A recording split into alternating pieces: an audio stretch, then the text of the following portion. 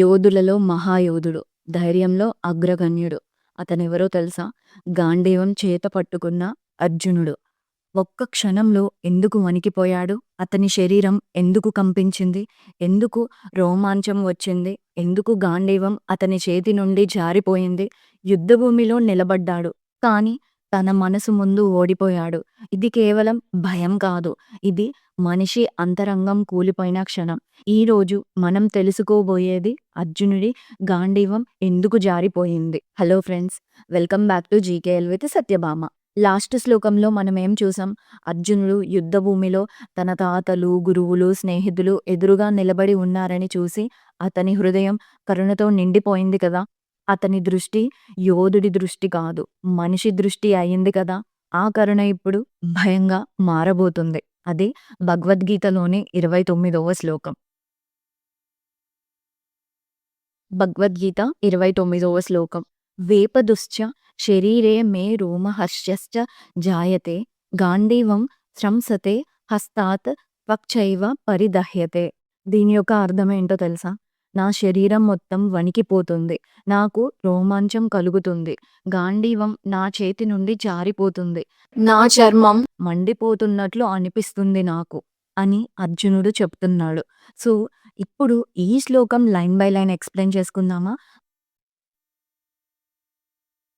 First line ఏంటి? వేపదుశ్చ శరీరే మే రోమహర్షశ్చ జాయతే. So ఇక్కడ వేపదూహ అంటే వణకు లేదా కంపనం, ఛ అంటే మరియు, శరీరే అంటే శరీరంలో, మే అంటే నా యొక్క, రోమహర్ష అంటే రోమాంచం అంటే గూస్ బంప్స్ అని అర్థం, ఛ అంటే మరియు, జాయతే అంటే కలుగుతోంది. సో ఈ లైన్ యొక్క మీనింగ్ ఏంటో తెలుసా? నా శరీరం అంతా వణుకుతోంది, నాకు రోమాంచం కలుగుతుంది. దీని యొక్క భావం ఏంటో తెలుసా? అర్జునుడు ఒక మహాయోధుడు. అతని శరీరం ఎన్నో యుద్ధాలను చూసింది. కానీ ఈరోజు శరీరం అతని మాట వినడం లేదు. మనసులోని భయం శరీరాన్ని కుదిపేస్తుంది. నెక్స్ట్ లైన్ ఏంటి? గాంధీవం శ్రంసతే హస్తాత్ త్వక్చైవ పరిదహ్యతే. గాంధీవం అంటే అర్జునుని యొక్క ధనస్సు, శ్రంసతే అంటే జారిపోతుంది, హస్తాత్ అంటే చేతి నుండి, త్వక్ అంటే చర్మము, ఛ అంటే మరియు, ఏవ అంటే నిజంగా, పరిదహ్యతే అంటే మండిపోతుంది. సో ఈ లైన్ యొక్క మీనింగ్ ఏంటంటే, నా గాంధీవం నా చేతి నుండి జారిపోతుంది, నా చర్మం మండిపోతున్నట్లు అనిపిస్తుంది. దీని యొక్క భావం ఏంటో తెలుసా? గాంధీవం అంటే అర్జునుని యొక్క గర్వం, అతని శక్తి, అతని గుర్తింపు. అది కూడా ఇప్పుడు అతని చేతి నుండి జారిపోతుంది అంటే అతని ఆత్మవిశ్వాసమే జారిపోతుంది అని దీని యొక్క అర్థం. భాష్య సారాంశం ఏంటో తెలుసా? ఇక్కడ 2 రకాల రోమాంచాలు ఉంటాయి. దివ్యానుభూతి వల్ల కలిగే రోమాంచం, భయంతో కలిగే రోమాంచం.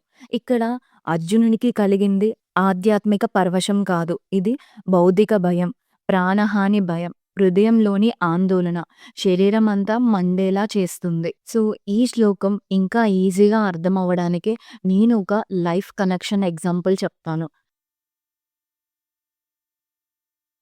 ఫర్ ఎగ్జాంపుల్ ఇలా ఊహించుకోండి, ఒక అమ్మాయి తన జీవితంలో మొదటి పెద్ద ఇంటర్వ్యూకి వెళ్తుంది.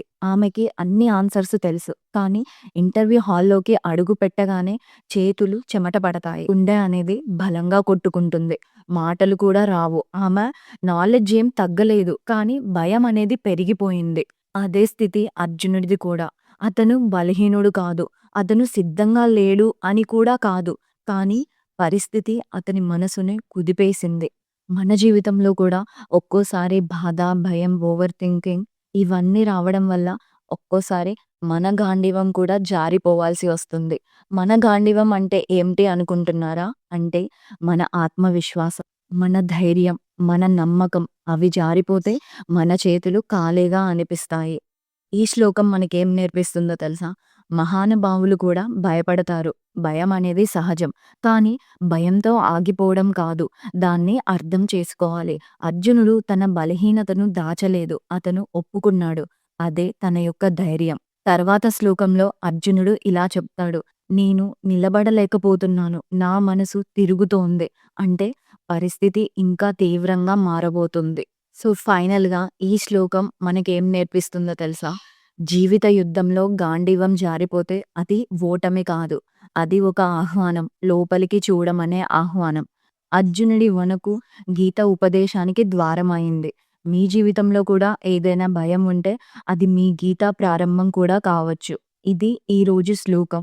ఈ వీడియో గనక మీకు నచ్చినట్లయితే లైక్ చేయండి అండ్ కమెంట్స్‌లో మీ అభిప్రాయాన్ని షేర్ చేయండి. అండ్ నా ఛానల్‌ని సబ్స్క్రైబ్ చేసుకోవడం మాత్రం మర్చిపోవద్దు. తర్వాత శ్లోకాన్ని మిస్ కాకుండా చూడండి. జై శ్రీకృష్ణ.